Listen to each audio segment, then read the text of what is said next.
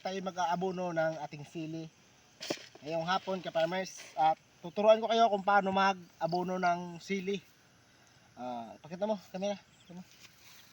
Ganito lang karami mga ka-farmers ang ating ibabaon dito sa gilid ng ating sili. Yan, kahit di na magsakto. Tapos isa din dito ka-farmers, oh. Yun din. Yan. So nakatapos na pala ako ng dalawang linya ka-farmers bago ako simulang mag-video ka-farmers. Mabidyo ka pa? Opo. Mabidyo ka? Yan, ganyan, oh. Mabidyo ka? Hindi masyadong kaakas ng hose.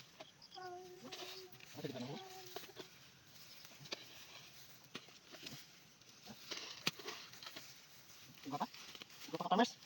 Nagbulan na dito pero hindi pa yung kan.